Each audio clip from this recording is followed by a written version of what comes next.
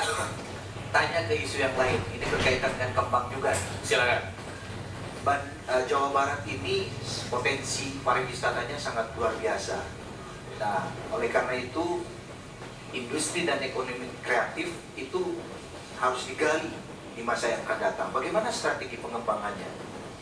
Ya, Pak Toto, ini kebetulan dosen saya ini. Pak Arif dosen saya. Jadi memang kalau kita lihat bahwa Bandung atau Jawa Barat ini sudah ditetapkan sebagai bagian dari MP3I untuk industri kreatif. Dan ternyata industri kreatif itu lahir dari masyarakat. Nah, fungsi pemerintah ini adalah memfasilitasi, memberikan motivasi agar ini bisa terus berkembang dan wadah-wadahnya. Saya satu contoh saja menengok, ada namanya Sentra Tahu Cibuntu. Ya. Itu tahu. Orang tahunya Sumedang, padahal di Cibuntu itu di Bandung ada tahu. Nah, tentu kita harus berpikir bagaimana menjadikan sentra ini dikenal orang, promosinya, pelatihan-pelatihannya, baik dari sisi desain dan sebagainya. Maksud juga musiknya, seni, budaya, tari, sastra, dan sebagainya. Jadi konteksnya adalah wadah. Bagaimana kita membangun wadah-wadah itu sendiri. Apakah itu gedung keseniannya, apakah itu tempat pertemuannya, open public space-nya. Sehingga para seniman, para kreator, dan industri-industri kreatif itu terus bergerak.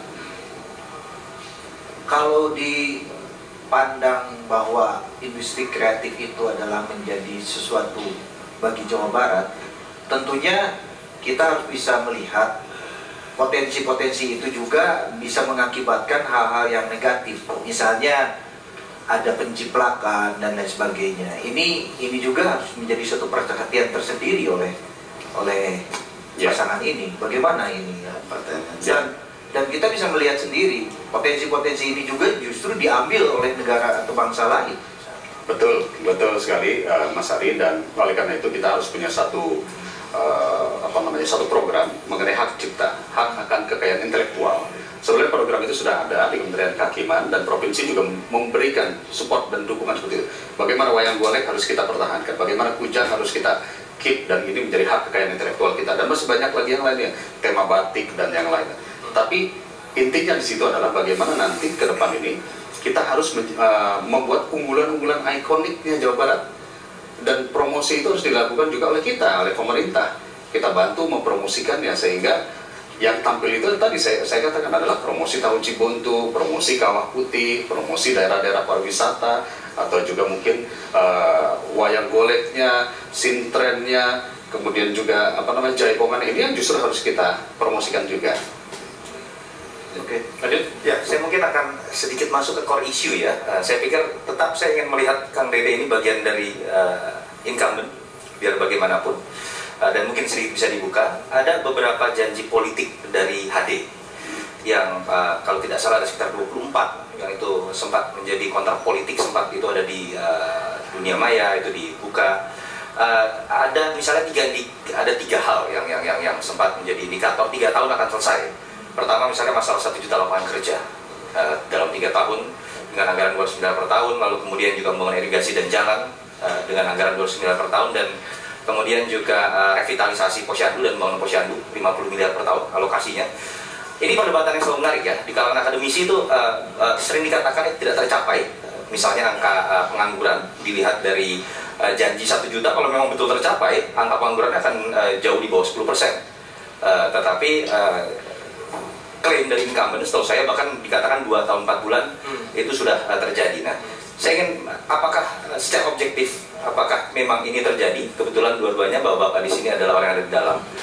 Dan kalau tidak tercapai kemarin, apa sih yang kemudian ingin dilakukan dalam program-program yang Kang Dede dan Pak Alex coba ingin tampilkan di 5 tahun ke depan?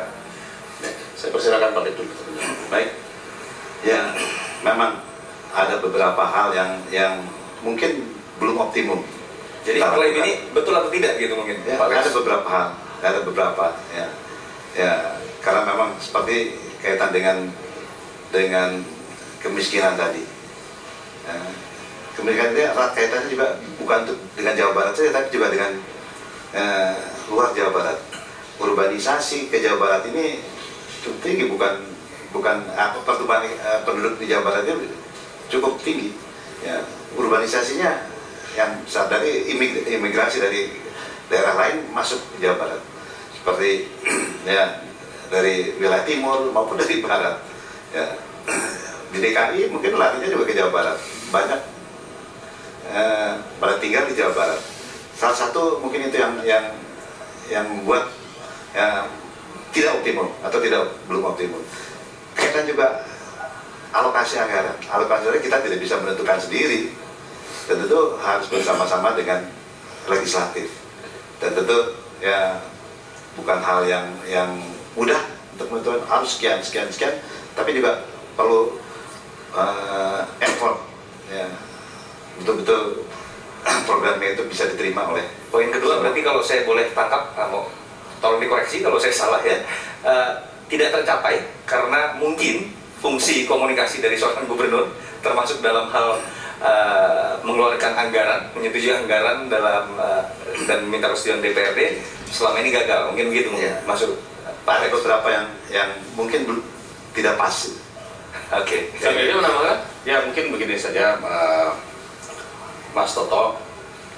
Ketika ada sebuah keberhasilan, maka apresiasi itu adalah untuk semua stakeholder, mulai dari kepala dinas hingga bupati. Karena yang bekerja itu juga bukan hanya gubernur, wakil gubernur, dan sekda. Yang bekerja adalah semuanya. Jika ada yang belum berhasil, maka saya mau minta maaf dan kita akan perbaiki. Mengapa? Karena pada dasarnya dari pencapaian-pencapaian tadi tentu bukan hanya sisi anggaran saja. Ada juga tadi dikatakan kebersamaan, babarengan tadi. Jadi kita akan memperbaiki apa yang tertinggal, sehingga kita akan berbicara 3 faktor. Yang pertama adalah bagaimana kita menjemput yang tertinggal. Yang tertinggal itu artinya yang belum tersentuh, yang selamanya belum tersentuh. Yang kedua adalah kita akan upayakan agar terjadinya berdaya babarengan. Berdaya babarengan itu artinya bersama-sama. Mulai yang tadi saya katakan dari APBN, APBD, dan seterusnya. Dan yang ketiga ini yang paling penting adalah berkah dalam keragaman, karena kita kultur budaya. Nah inilah yang akan kita dorong, kita jadikan sebagai visi kita. Baik, kita akan lanjutkan. Kami akan kembali sesaat lagi. Di segmentasi terakhir kita akan dengarkan paparan dari pasangan nomor 3 ya, Dede dan Lex, saat lagi.